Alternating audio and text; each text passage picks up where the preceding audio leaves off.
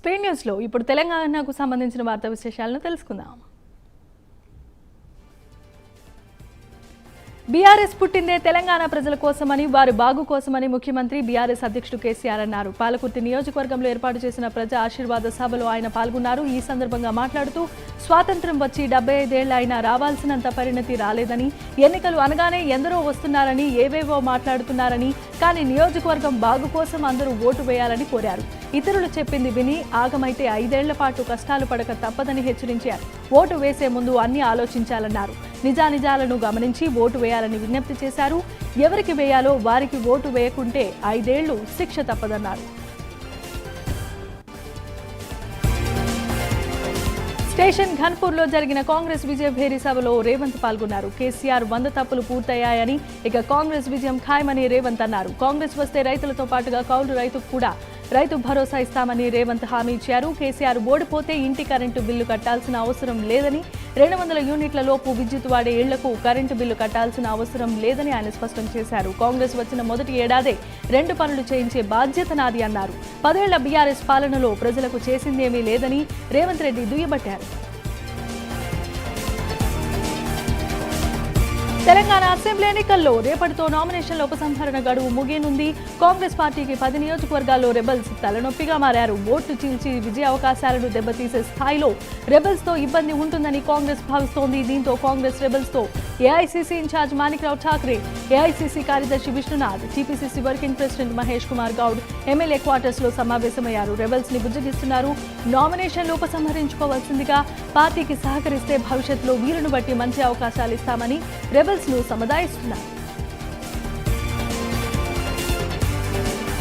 జూబ్లీహిల్స్ స్వతంత్ర అభ్యర్థి నవీన్ యాదవ్ తండ్రి శ్రీశైలం యాదవ్ తో కేంద్ర మంత్రి కిషన్ రెడ్డి సమావేశమయ్యారు. ఎన్నికల్లో ఇండిపెండెంట్ గా నిలబడిన అభ్యర్థి ఇంటికి వెళ్లడం రాజకీయాల్లో చర్చనీయంగా మారింది.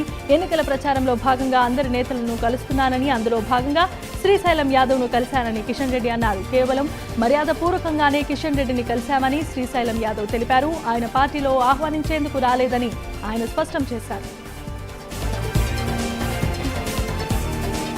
నాంపల్లిలో బజార్ ఘాట్లో జరిగిన అగ్ని ప్రమాద స్థలాన్ని జేఎన్టీయూ ఇంజనీర్ల బృందం పరిశీలించింది. బిల్డింగ్ లో ఫైర్ సేఫ్టీ సెట్ బ్యాక్ లేదని అధికారులు తేల్చారు. అలాగే పార్కింగ్ కోసం వినియోగించాల్సిన సెల్లార్లో కెమికల్ స్టోర్స్ చేశారని, దానివల్లే ప్రమాదం మరింత తీవ్రతరమైందని తెలియజేశారు. పార్కింగ్ స్థలంలో పాలిస్టాన్ రేషిన్, బ్యానర్లకు వాడే సామాగ్రి, ప్లాస్టిక్ మెటీరియల్, కెమికల్స్ ని భవన యజమాని రమేష్ జైస్వాల్ నిల్వ చేశారన్నారు. ఇప్పటికే రమేష్ జైస్వాల్ పై పలు సెక్షన్ల కింద కేసు నమోదు చేశామని తెలిపారు.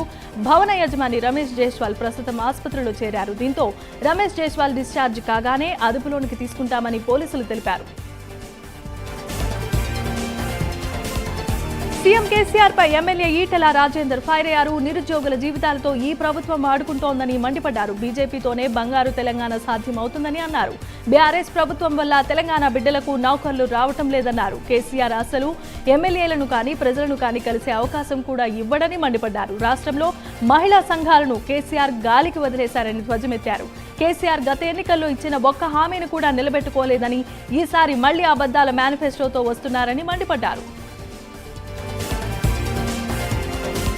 హైదరాబాద్ ను నిర్లక్ష్యం చేస్తే అభివృద్ధి కుంటుపడుతుందని మంత్రి కేటీఆర్ అన్నారు. ఔటర్ రింగ్ రోడ్ మాత్రమే కాదు, రీజనల్ రింగ్ రోడ్లు కూడా వస్తాయని, హైదరాబాద్ అభివృద్ధిని ఎవరూ ఆపలేరని ఆయన స్పష్టం చేశారు. ఇప్పటి వరకు చూసింది ట్రైలర్ మాత్రమే, అసలు సినిమా ముందుంది అన్నారు. హైదరాబాద్ నగరానికి రోజు తాగునీళ్లు అందించే కార్యక్రమాన్ని కూడా భవిష్యత్తులో చేపడతామని, రాష్ట్రానికి హైదరాబాద్ ఎకనామిక్ ఇంజిన్ వంటిదని అన్నారు. కర్ణాటకలో పరిస్థితి పెనం మీద నుంచి పొయ్యిలోకి పడినట్లయిందని విమర్శించారు.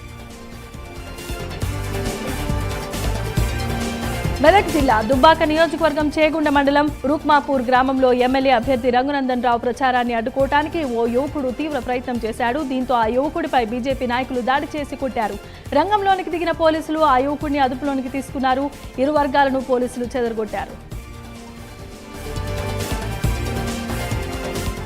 ఈర్జాదిగూడ శ్రీకర్ హాస్పిటల్లో దారుణం చోటు చేసుకుంది. కడుపు నొప్పితో బాధపడుతూ ఈ నెల 8వ తేదీన పోచారానికి చెందిన నవ్య ఆసుపత్రికి వచ్చింది. అయితే డాక్టర్ రాసిచ్చిన మందులు కాకుండా ఫార్మసీ సిబ్బంది వేరే మందులు ఇచ్చారు. వేరే మందులు వాడటంతో బాధితురాలు కడుపు నొప్పితో దురదలతో తీవ్ర ఇబ్బందుల పాలైంది. దీంతో బాధితురాలి కుటుంబ సభ్యులు ఫార్మసీ ముందు ఆందోళనకు దిగారు. మరోవైపు ఈ ఘటనపై శ్రీకర హాస్పిటల్ యాజమాన్యం ఇంతవరకు సమాధానం ఇవ్వలేదని బాధితురాలి కుటుంబ సభ్యులు వాపోతున్నారు. కులమత రాజకీయాలకు అతీతంగా ఓజో ఫౌండేషన్ ద్వారా అనేక కార్యక్రమాలు చేపట్టామని ఏఎఫ్బి పార్టీ ఎమ్మెల్యే అభ్యర్థి పిల్లుట్ల రఘు అన్నారు. తనకు ప్రజల్లో వస్తున్న ఆదరణ చూసి తట్టుకోలేక బీఆర్ఎస్ కాంగ్రెస్ పార్టీ అభ్యర్థులు తనపై తప్పుడు ప్రచారాలు చేస్తున్నారని ఆరోపించారు. తన నామినేషన్ దాఖలు కార్యక్రమానికి ప్రజలు స్వచ్ఛందంగా తరలి వస్తూ ఉంటే గ్రామాల్లో సర్పంచులు వారిని ఆపే ప్రయత్నం చేశారని విమర్శించారు. రానున్న ఎన్నికల్లో తనకు ఓటు వేసి అత్యంత మెజారిటీతో గెలిపించాల్సిందిగా కోరారు. ప్రజాసేవే తన జీవితమని, ప్రజల సమస్యల పరిష్కారమే తన లక్ష్యమని మంత్రి మల్లారెడ్డి అన్నారు. వక్ఫ్ బోర్డు బాధితులకు సమస్య పరిష్కార మార్గం చూపిన కేటీఆర్కి ధన్యవాదాలు తెలిపారు. వక్ఫ్ బోర్డు భూముల పరిష్కారానికి అడ్వకేట్ అయ్యే ఖర్చులు మొత్తం తానే భరిస్తానని తెలియజేశారు. ఇది తన లాస్ట్ ఎలక్షన్ అని, ఈ ఫైనల్ ఎలక్షన్లో అత్యధిక మెజారిటీతో మేడ్చల్ నుంచి గెలిపించాల్సిందిగా కోరారు. ఖమ్మం జిల్లా కల్లూరు మండలంలో బీఆర్ఎస్ అభ్యర్థి Sandra Venkata Veeraiah shop to shop ఎన్నికల ప్రచారాన్ని నిర్వహించారు. ముందుగా కల్లూరులో ఓ ఆలయంలో ప్రత్యేక పూజలు చేశారు. అనంతరం ప్రతి షాప్ తిరిగి తనకు ఓటు వేసి గెలిపించాలని కోరారు. కేసీఆర్ అధికారంలోకి వచ్చాక ఎన్నో సంక్షేమ పథకాలు తీసుకొచ్చి రాష్ట్రాన్ని ఎంతో అభివృద్ధి చేశారన్నారు. రానున్న రోజుల్లో మరిన్ని సంక్షేమ పథకాలు తీసుకొస్తారని తెలియజేశారు. ప్రతి ఒక్కరూ కారు గుర్తుకు ఓటు వేసి అఖండమైన మెజారిటీతో గెలిపించాలని ప్రజలను అభ్యర్థించారు. ములుగులో బీఆర్ఎస్ కాంగ్రెస్ పార్టీ విమర్శల వేడి పెరిగింది. ఎన్నికలు దగ్గర పడుతూ ఉండటంతో ములుగులో నేతల మధ్య సవాళ్ల పర్వం నడుస్తోంది. సీతక్క ఆరోపణలపై ఎమ్మెల్సీ పోచంపల్లి శ్రీనివాసరెడ్డి కౌంటర్ ఇచ్చారు. కల్తీ సారా, దొంగ నోట్లు పంచుతున్నామన్న ఆరోపణలను సీతక్క నిరూపించాల్సిందిగా డిమాండ్ చేశారు. ఎన్నికల కమిషన్, ఎక్సైజ్ డిపార్ట్మెంట్ వాళ్లు సీతక్క సుమోటో కేసులు పెట్టాలన్నారు. నార్కో అనాలిసిస్ టెస్టుకు తాను సిద్ధమని సవాల్ విసిరారు. బీఆర్ఎస్ ప్రభుత్వంపై కరీంనగర్ ఎంపీ బండి సంజయ్ ఫైర్ అయ్యారు. నిరుపేదలకు రేషన్ కార్డులు ఇవ్వలేని పరిస్థితుల్లో ఈ ప్రభుత్వం ఉందని విమర్శించారు. గంగుల కమలాకర్ విద్యార్థుల జీవితాలను ఆగం చేస్తున్నాడని, డ్రగ్స్ కు అలవాటు చేస్తున్నాడని ధ్వజమెత్తారు. తాను బీఆర్ఎస్ కార్యకర్తలకు వ్యతిరేకం కాదని, కేసీఆర్ నియంతృత్వానికి మాత్రమే వ్యతిరేకమని తెలియజేశారు. ముస్లిం మహిళల కోసం దేశంలో ఏ నాయకుడు ఆలోచించలేదని, కేవలం మోదీ మాత్రమే ఆలోచించారని తెలిపారు. ఖమ్మంలో 25వ డివిజన్లో బీఆర్ఎస్ అభ్యర్థి పువ్వాడ అజయ్ కుమార్ ప్రచారాన్ని నిర్వహించారు. ఇంటింటికి వెళ్లి బీఆర్ఎస్ కు ఓటు వేయాల్సిందిగా అభ్యర్థించారు. బీఆర్ఎస్ ప్రభుత్వం అందించిన పథకాలను ఇంటింటికి పంపిణీ చేశామని ఆయన అన్నారు. సామాన్యులకు ఎప్పుడూ కేసీఆర్ ప్రభుత్వం అండగా నిలుస్తుందన్నారు. ప్రతి ఒక్కరూ కారు గుర్తుకు ఓటు వేసి బీఆర్ఎస్ ను గెలిపించాల్సిందిగా కోరారు. వరంగల్ జిల్లా నర్సంపేటలో బీఆర్ఎస్ ప్రజా ఆశీర్వాద సభను విజయవంతం చేసినందుకు కార్యకర్తలకు, అభిమానులకు ఎమ్మెల్యే పెద్ది సుదర్శన్ రెడ్డి కృతజ్ఞతలు తెలిపారు. ముచ్చటగా మూడోసారి కేసీఆర్ ను ఆశీర్వదించాలని కోరారు. తనపై ఫిర్యాదు చేసిన నేతలు నియోజకవర్గాన్ని ఏ విధంగా అభివృద్ధి చేశారో చెప్పాలని ప్రశ్నించారు. తాను గెలిస్తే నియోజకవర్గాన్ని మరింత అభివృద్ధి చేస్తామని హామీ ఇచ్చారు.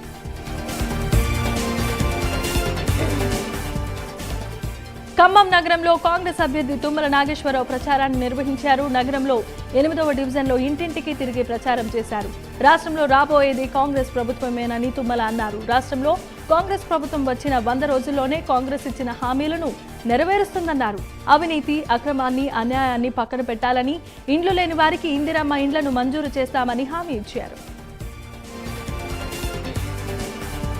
అబద్ధపు హామీలతో బీఆర్ఎస్, కాంగ్రెస్ పార్టీలు ఓట్లు అడుగుతున్నాయని ఎంపీ లక్ష్మణ్ విమర్శించారు. 10 ఏళ్లలో కేసీఆర్ ప్రభుత్వం ఒక్క రేషన్ కార్డు ఇవ్వలేని పరిస్థితిలో ఉందని మండిపడ్డారు.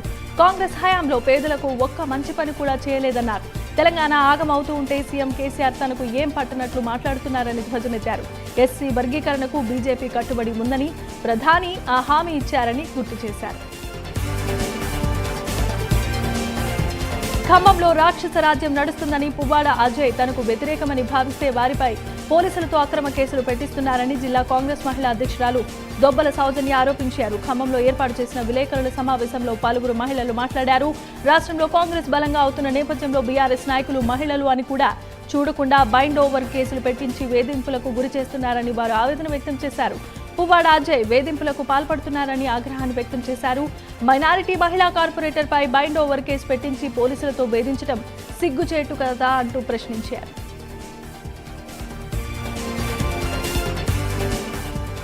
యాదాద్రి భువనగిరి జిల్లా చౌటుప్పల్లో కూసుకుంట్ల ప్రభాకర్ రెడ్డి భార్య అరుణతో పాటుగా కుటుంబ సభ్యులు ప్రచారం చేశారు. కూసుకుంట్లకు ఓటేసి గెలిపించాలని కోరారు. ఉప ఎన్నికల్లో గెలిచిన తర్వాత ప్రతి వాడ అభివృద్ధి జరిగిందని కూసుకుంట్ల ప్రభాకర్ కూతురు రమ్య తెలిపారు. సీసీ రోడ్లు, అండర్లైన్ డ్రైనేజ్లు నిర్మించామని గుర్తు చేశారు. ప్రతిపక్ష నేతలకు పదవి వ్యామోహం తప్ప అభివృద్ధిపై అవగాహన లేదని మండిపడ్డారు.